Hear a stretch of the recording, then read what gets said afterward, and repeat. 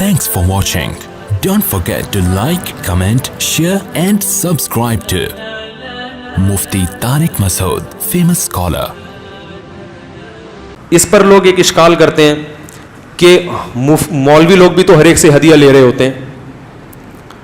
تو یاد رکھو, اگر کوئی آپ کی دعوت کرتا ہے, آپ کو جب تک خود سے یقین نہ ہو کہ یہ حرام کماتا ہے, شریعت میں تفتیش کی اجازت نہیں ہے.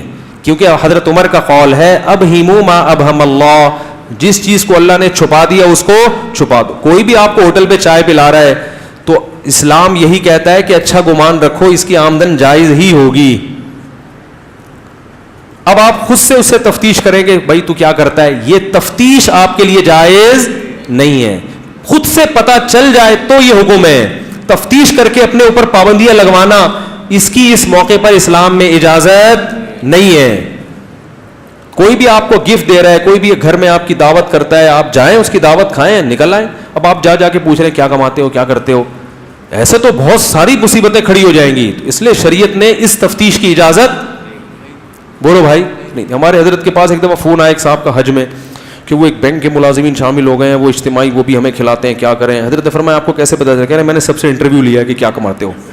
حضرت نے کو ڈانٹ لگائی کہ کیوں اتنا فنڈر بننے کی ضرورت ہے. حضرت عمر کے دور میں کیا ہوا ہے, ایک گڑھے میں پانی پڑا ہوا تھا تو حضرت عمر نے حکم دیا سب وضو کریں. تو ایک شخص نے جا کے پوچھا کسی گاؤں والے سے کہ یار اس میں کتے نے منہ تو نہیں ڈالا پانی میں. حضرت عمر کو غصہ آیا, فرمایا ہم نے تو نہیں دیکھا نا کتے نے منہ ڈالا ہو, ہم تو پاک سمجھیں گے. خود سے جا کے تفتیش کرنا. ایسے تو پھر گھر میں جو مٹکا رکھا ہوتا ہے اس میں بیگم سے پوچھیں بیگم کہیں ایسا تو نہیں اس میں کوئی چوہا گر گیا اور تم نے نکال کے پھینک دیا, مجھے بتایا ہی نہ ہو.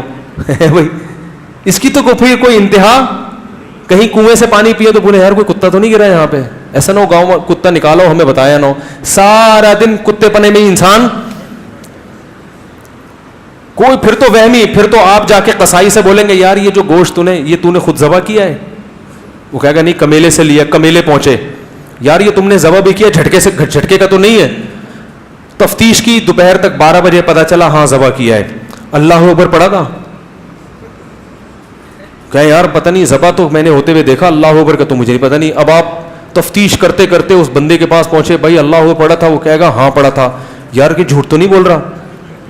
اور اگر چلو یقین بھی آ گیا تو گوشت لینے بیگم نے بھیجا تھا صبح 8 بجے, رات کو 8 بجے صرف گوشت ہی لے کر پہنچو گے, انڈے دہی کا ٹائم, اور اس کے بعد آپ خود بھی توبہ کرو گے بیگم گوشت لینے نہ بھیجو مجھے اللہ کا واسطہ.